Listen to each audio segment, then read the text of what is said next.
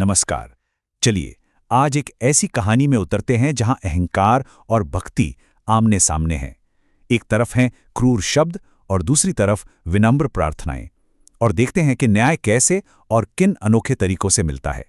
तो कहानी की शुरुआत होती है इन शब्दों से, लो आ गए फिर से ये मूर्ख भक्त। ये आवाज है कहानी के विदूषक की।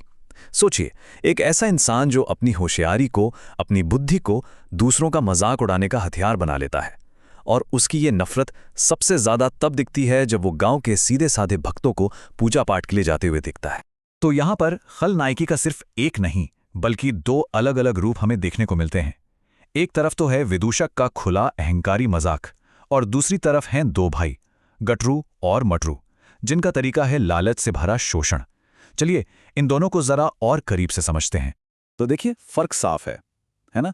विदूषक जो है वो सबके सामने खुलेआम भक्तों का मजाक उड़ाता है, सीधे सीधे उनकी आस्था पर चोट करता है। और वहीं दूसरी तरफ ये जो गटरू और मटरू हैं, ये छिपकर पर्दे के पीछे गरीबों का फायदा उठाते हैं। लेकिन दोनों की जड़ एक ही है, दूसरों के लिए सम्मान की पूरी पूरी कमी। अब ये जो विदूषक है ना, वो अपनी पोजीशन का, अपनी बोलने की आज़ादी का पूरा फायदा उठाता है, और निशाना किससे बनाता है? राज्य के सबसे सीधे साधे, सबसे सच्चे लोगों को। उनकी भक्ति का मजाक उड़ाता है। क्यों? क्योंकि उसे लगता है कि भाई उससे ज्यादा चतुर तो कोई है ही नहीं। उसके निशाने पर कौन कौन है? ममता, जो रोज पूजा करती हैं, मगनलाल, जो बस अपने परिवार से थोड़ी शांति की तलाश में है, और हाँ, उसका सबसे पसंदीदा निशाना है सुमंत, जिसे तो वो सीधे सीधे मूर्ख ही कहता है। विदूषक के लिए उनकी ये रोज की भक्ति कोई श्रद्धा नहीं बल्कि एक मूर्खता भरी आदत है, और वो उन्हें नीचा दिखाने का कोई भी मौका हाथ से जाने नहीं देता। तो ये तो हुई विदूषक की बात, जो सबके सामने अपनी क्रूरता दिखाता है। चलिए अब कहानी के दूसरे विलेंस की तरफ चलते हैं, गटरू और मटरू। इनकी बुराई छिपी हुई है जिम्मेदारी के एक नकाब के पीछे, पर यकीन मानिए ये उतनी ही बल्कि शायद उससे भी ज्यादा खतरनाक है। इनका प्लान देखिए कितना सीधा और कितना क्रूर है। पहला कदम, सरकार से गरीबों के घर बनाने के नाम पर पैसा लेना। दूसरा कदम, वो सारा का सारा पैसा चुपचाप अपनी जेब में रख लेना। तीसरा, फिर उन्हीं गरीब गांव वालों से जबरदस्ती बिना कोई मजदूरी दिए अपनी शानदार हवेली बनवाना। और चौथा, उन्हें कहीं और काम करने से भी रोक देना ताकि वो पूरी तरह से इनके गुलाम बन जाएं। ये तो सीधी सीधी गुलामी ही हुई। और जानते हैं वो अपने इस घिनौने काम को सही कैसे ठहराते हैं? उनका तर्क सुनिए। वो कहते हैं, तुम गरीब लोगों को तो गरीबी की आदत है, पर हम लोगों को ऐशो आराम की जरूरत है। सोचिए जरा। बस इसी सोच के साथ वो न सिर्फ बड़ों से बल्कि छोटे छोटे बच्चों से भी मजदूरी करवाते हैं। तो एक तरफ तो ये जुल्म का अंधेरा है, पर चलिए अब उन लोगों की बात करते हैं जिन पर यह जुल्म हो रहा था। उनकी ताकत किसी दिखावे में नहीं बल्कि उनकी सच्ची भक्ति और अटूट विश्वास में छिपी थी। सोचिए, एक तरफ विदूषक के ताने और दूसरी तरफ गटरू मटरू का जुल्म, लेकिन इतना सब होने के बावजूद इन लोगों का विश्वास जरा भी नहीं हिला, बल्कि यही विश्वास इनकी असली ताकत बन गया। एक ऐसी ताकत जिसे कोई भी छीन नहीं सकता था। आपको सुमंत याद है?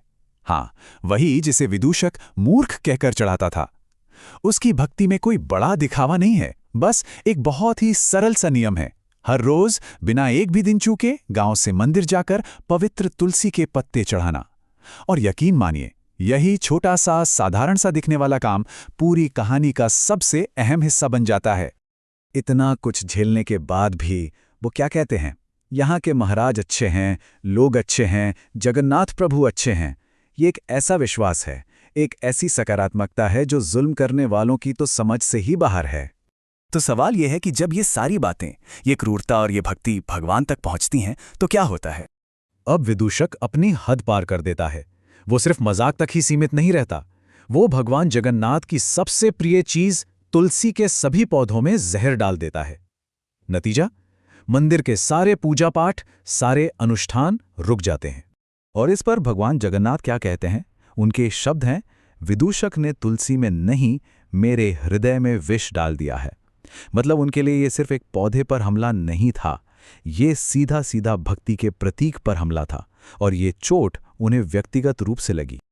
और ठीक उसी समय भगवान जगन्नाथ की नज़र एक छोटे से बच्चे मदन पर पड़ती है, जिसे गटरू और मटरू भारी मजदूरी करने के लिए मजबूर कर रहे हैं। बस ये देखकर उनका गुस्सा 7वें आसमान पर पहुंच जाता है। वो समझ जाते हैं कि ये सिर्फ मजदूरी नहीं करवाई जा रही, ये तो बचपन की चोरी हो रही है, मासूमियत का कत्ल हो रहा है। अब बस हद पार हो चुकी थी। अब समय था ईश्वरीय न्याय का, और ये न्याय बहुत तेजी से और सीधे तौर पर होने वाला था। भगवान जगन्नाथ का मकसद सिर्फ सजा देना नहीं था, नहीं, वो उन्हें एक ऐसा सबक सिखाना चाहते थे जो वो कभी ना भूलें। और सबक क्या था? उन्हें ठीक वही दर्द महसूस कराना जो उन्होंने दूसरों को दिया था। और हुआ भी वही। जो दूसरों का शोषण करते थे अब खुद शोषित हो गए।